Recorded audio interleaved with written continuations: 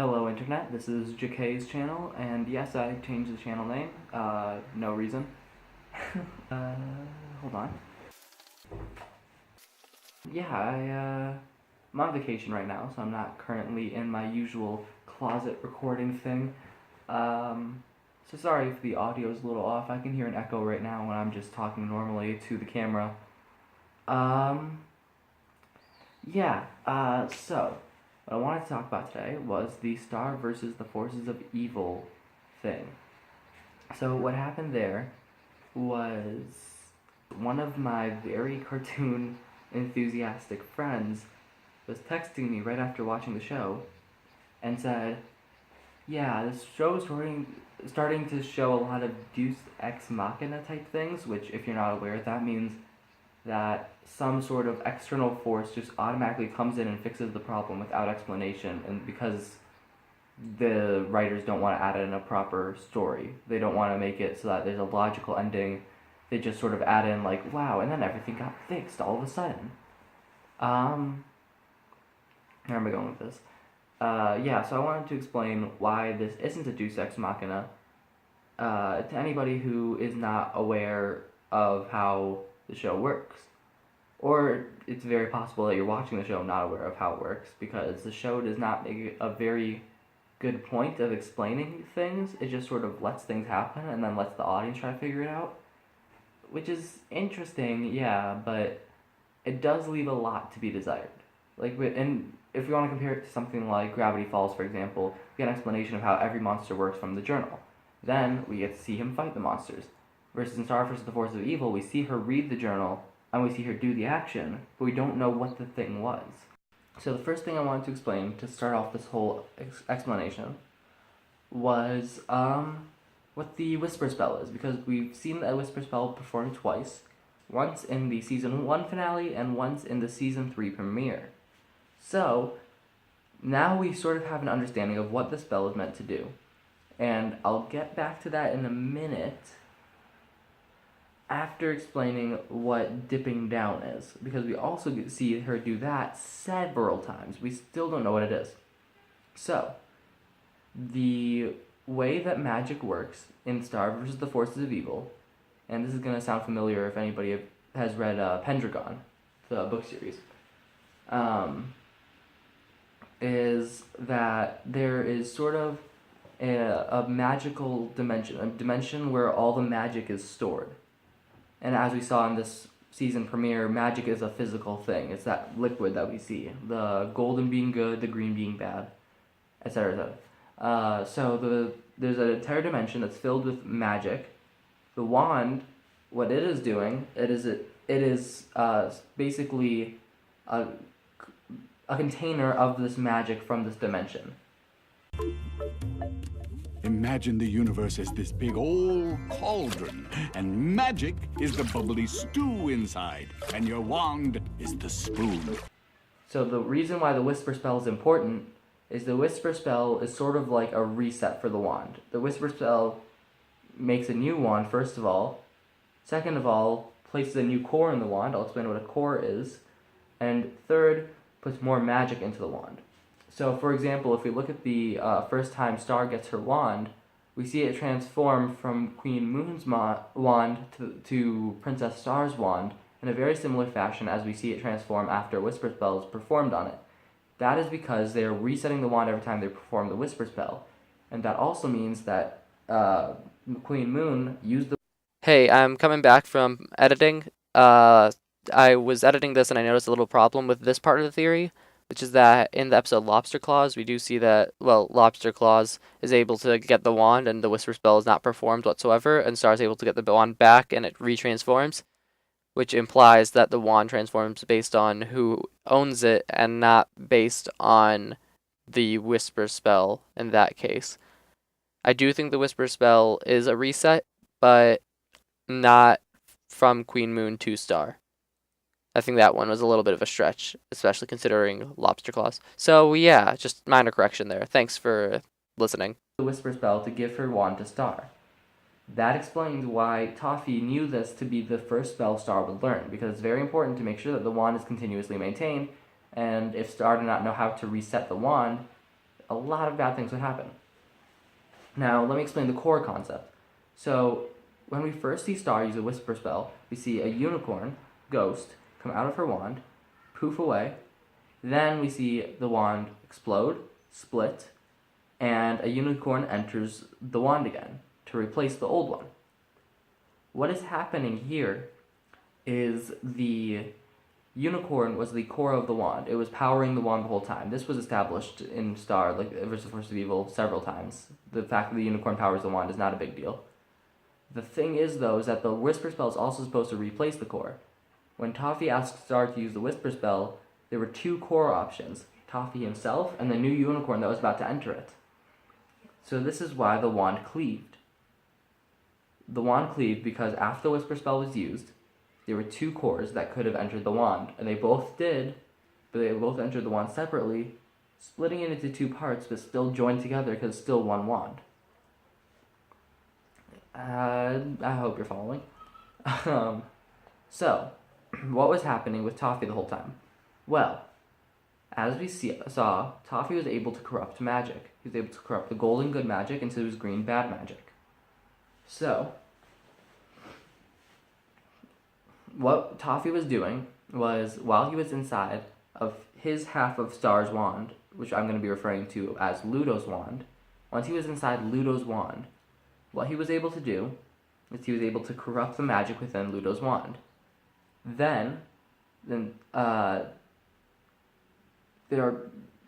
It's kind of confusing about what happens here, but basically, we see that he is able to get into Star's wand somehow. Now, there are two ways this could have happened. Either he could have entered the magical dimension, corrupted the magic there, then gone to Star's wand and corrupted her magic, or he could have used the fact that the wands were cleaved together, as in... Cleaved? Now that's a funny word. You can cleave something apart, or you can cleave something together. They could use the fact that the wands were cleaved together to transport himself from one wand into the other. And we know this would be hard, but we don't know that it would be impossible. So, what was happening here is he was entering Star's wand, he took over the unicorn, killed off the unicorn, then was able to completely control and corrupt all the magic within Star's wand, which is why in the premiere, all Star could use was corrupted green magic. Because Toffee had already managed to corrupt all of her magic. Now, I mentioned earlier the concept of dipping down. Dipping down is used by Glossaryck as an analogy for soup. He says that there is a soup that's made from a lot of disgusting materials, and that the disgusting materials will float to the top, and they're still edible, they're just not good. However, if you are able to dip down into the soup and take what you need, you are able to get the better soup. The analogy here was that Star can use her wand to make magic. She can use it directly at the surface level. And if she does that, she's using very basic spells like, Levitato, and she's doing very basic things. However, if she is able to dip down, which is what happens when her eyes start glowing and her heart cheek things start glowing, if she manages to dip down, she's able to reach a more better magic, and she's able to use power that her wand would not be able to grant her. What I'm saying here is that dipping down is drawing magic from the magical dimension I mentioned earlier. The dimension that's full of just this magical energy, that's what Star is drawing from when she dips down. So that is why Queen Moon is able to use magic without a wand. Whenever she does magic, she dips down into the magical universe, pulls magic from that, and is able to do much more powerful things. In this new in this new premiere, Toffee has already corrupted almost all of the magic that is in the magical dimension. When Queen Moon tries to use magic, she does not have a wand, so she tries to use magic, and it completely fails. The reason why is that she was trying to do a good spell, and she was trying to dip down to do this good spell.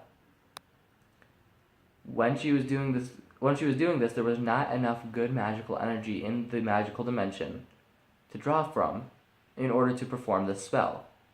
Therefore, instead of just exploding with corrupted energy, her spell just flat out did not work. Versus Star, she does not use good or bad spells. She makes up spells, meaning that the spell can do whatever it wants. It's not as though it's meant to draw from good or bad energy. It is just meant to draw energy. So when Star uses her wand to do a spell, she's using corrupted magic because her spells do not specify whether or not they should use good or bad magic, and corrupted magic is the most readily available thing to her. Okay, got that cleared. So what happened with the ending? So, Star uses the Whisper spell on Ludo. Toffee has already controlled half of Star's wand. He's controlled Star's half and Ludo's half.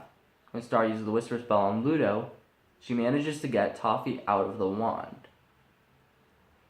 She then makes herself the core accidentally, pulling herself into Ludo's wand hand thing, and Toffee manages to return, potentially by whatever means he got into Star's wand in the first place. So he returns into Ludo's wand, and he manages to corrupt all of the magic in there entirely. If he had continued like this, Star would have been trapped. Then he manages to make a bargain with Queen Moon for his finger back. Once his finger is back, it starts healing. Once his finger starts healing onto his body, his entire body sort of gets jump-started into the process of healing the rest of him. So the reason why he wanted his finger wasn't the literal finger.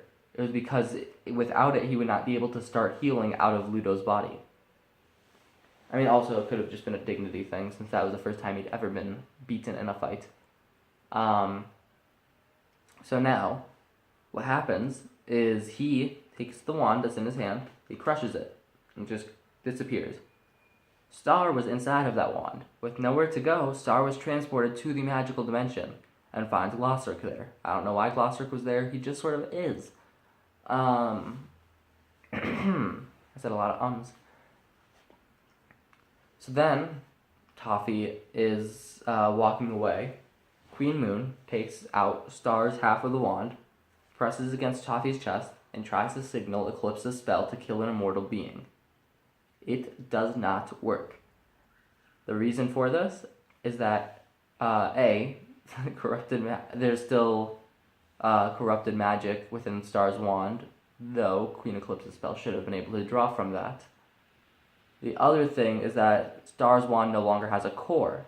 Toffee was the core, Toffee has just left. The wand is now coreless. Remember, Toffee took over the unicorn core. So, what does Star do? Star's sitting in the magical dimension with Glossaryck. She sees the soup. She sees some magic in it. And she dips down physically into the soup. Even though that was supposed to be an analogy, she literally dips down into the soup, drawing that energy from the magical dimension. And just as easily as Toffee was able to corrupt all of the good magic into bad magic, she's able to, I guess you would say this is recorrupt, but recorrupt in the opposite direction to make all of it good again. After making all the magic in that dimension good, we see the well at the healing base start to spew good magic. This is supposed to be our hint that in the magical dimension, or out of the magical dimension, wait, what? The well in the healing center draws from the magical dimension. That was supposed to be our hint. That it doesn't affect Star's wand, it's affected by overall magic. So, Star now has all the energy in the magical dimension. What does she do next? She uses the, there's a bit of speculation here, but some would say that she used Glossaryck's pudding. Some would say that she did this herself. But she was able to draw a new core out of the pudding using her new dipping down ability, because now she has direct access to the magic rather than trying to draw from this dimension. She's literally in the dimension. So what does she do next? She takes the core, she goes back, and she dips down again, using another spell that she made up on the spot, to use the magical energy in that dimension to rebuild her wand. She rebuilds it, places the new core inside, and is able to use the wings she earned in Muberty to fight off Toffee. Now, how did she beat Toffee? That's the question. The answer is not what you would think. The answer is that Queen Moon, when trying to signal the spell through Star's wand, basically did, it just took a while for it to kick in. If that makes sense. It would be like if you took one of those wind-up car toys and you wound it back and you just let it stay there. Star putting a new core on the wand is what let it go and let it go forward. So Queen Moon got the spell ready, but then it wasn't able to operate because it didn't have a core. Once it got a core, it was immediately like, oh, this spell is supposed to be happening. Boom. Hits Toffee, Toffee's dead. That's the ending. Explained. So what did we go over? We went over that the Whispering spell resets a wand, gives it new magical energy, and gives it a new core. We went over that dipping down is drawing more magic than your wand would allow you to from the magical dimension. And the other thing, we went over that there is a magical dimension and that is where all magic comes from. Along with that, Glossaryck is in there, and the magical dimension affects everyone. Not just the wand, not just Star, but everyone who uses magic. And it can be corrupted. Magic can be corrupted, either good or bad. That is the main thing that this premiere revealed to us, is that magic can be corrupted. Alright, so that was this analysis video in a nutshell. If you want me to do a theory on Star vs. the Force of Evil, leave a comment down below. Thank you for watching. I have the hiccups, and I will see you all later.